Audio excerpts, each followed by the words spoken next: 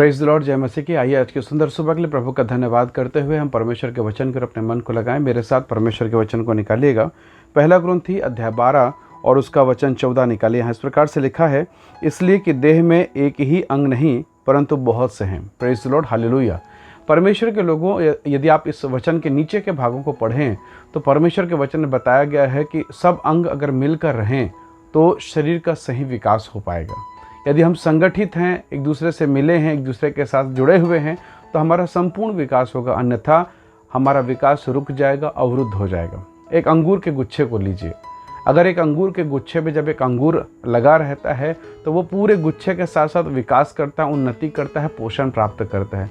पर यदि उसी अंगूर के गुच्छे से एक अंगूर के दाने को निकाल दिया जाए या ऐसे कुछ दानों को निकाल दिया जाए तो आप उस अंतर को तुरंत तो समझ नहीं पाएंगे, पर धीरे धीरे वो समझ पाएंगे। हाँ, अंगूर का दाना जब गुच्छे से बाहर निकलता है तो उसे आज़ादी महसूस होगा, उसे लगेगा कि हाँ, इतने लोगों के बीच में मैं दबा हुआ था, गुच्छे में दब गया था, मेरा विकास नहीं हो रहा था, मेरी सुनी नहीं जा रही थी, कई प्रकार की बातें हो सकती है। परंतु जब वो गुच्छे से बाहर आता है उसका आनंद कुछ मिनट, कुछ घंटों का है।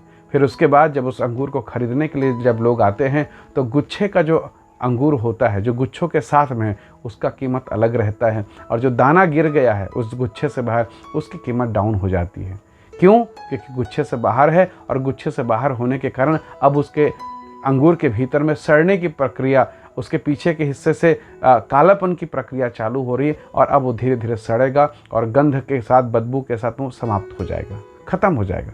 प्रभु यीशु मसीह ने कहा, यदि तुम मुझ में बने रहो, मेरी बातें तुम में, तो बहुत फल होगे। प्रभु ने कहा, तो मुझसे अलग होकर कुछ भी नहीं कर सकते। प्रभु के लोगों, आज परिवार में शैतान अलगाव को प्रकट कर, आदम और हव्वा अलग अलग विचारधारा के हुए और इसलिए शैतान को मौका मिला। कई बार हम अपने घरों में प्रार्थनाओं के लिए अलग विचारधारा है, उपवास में हम एक मन नहीं है, प्रार्थना में एक मन नहीं है, और इस कारण हमारे भीतर में, घर में, परिवार में सूखापन आ रहा है। जरा सोचिए, पुराने समय में जब लोग चूल्हे में लकड़ियाँ डालकर चूल्हा जलाते थे, यदि उन्हें उस आग को बुझाना है, चूल्हे के आग को बुझाना है, तो क्या करते? जब जलाना होता तो एक के बाद एक लकड़ियों को एक के साथ जोड़कर जलाते और अच्छा तेज लौ, आग की लपटें निकलती, और जब बुझाना है तो सारी लकड़ियों को अलग अलग कर दीजिए, थोड़ी देर में बुझ जाएगा।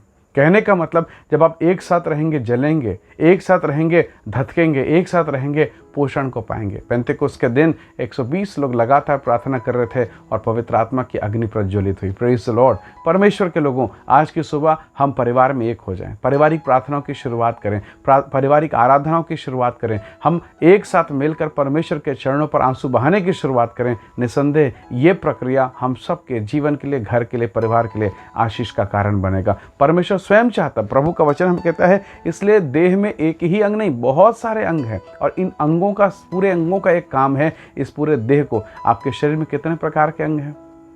कई अंग ऐसे हैं जिसे आप देख नहीं सकते, पर ये सब एक ही शरीर के लिए काम कर रहे हैं कि ये शरीर भला चंगा रहे, तंदुरुस्त रहे।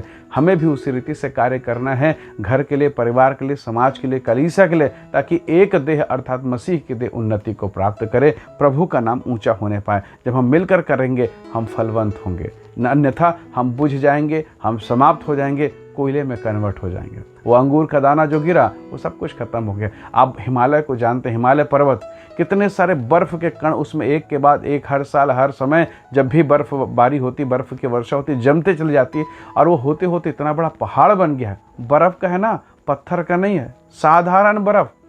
चट्टान की हो तो तोड़ने में समय लगेगा, बर्फ़ को तोड़ने में समय नहीं लगता।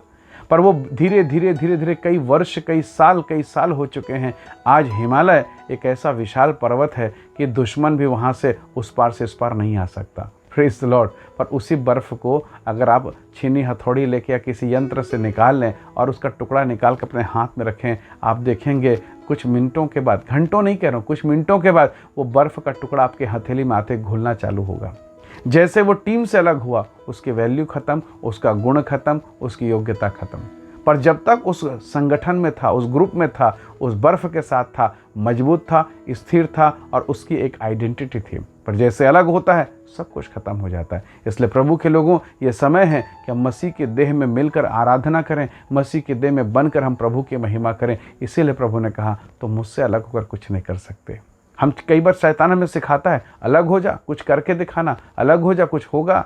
नहीं, चाहे हम विचारधारा से अलग हों, कलीसिया से अलग हों, समाज से अलग हों, या प्रार्थना से, उपवास से, या मसीह की देह से अलग होने की कोशिश करें, हम सूख जाएंगे, हम कुछ नहीं कर पाएंगे। आइए हम प्रभु से कहें कि प्रभु, जैसे तूने सबको ढांपा, सबको जरा वैसा अनुग्रह दे कि मैं भी अपने परिवार को आपके चरणों पर लेकर आ सकूं, अपने घराने के लिए आपके चरणों पर आ सकूं, ऐसा अनुग्रह प्रदान कर। आइए हम दुआ करें, आइए हम प्रार्थना करें, प्रभु के आशीषों को प्राप्त करें।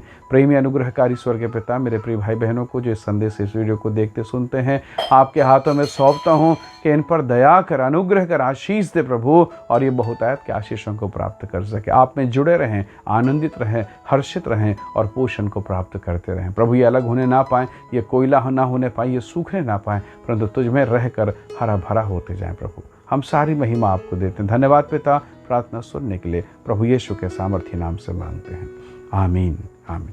प्रभु आप सबको आशीष दे, आप सबको जय मसीह।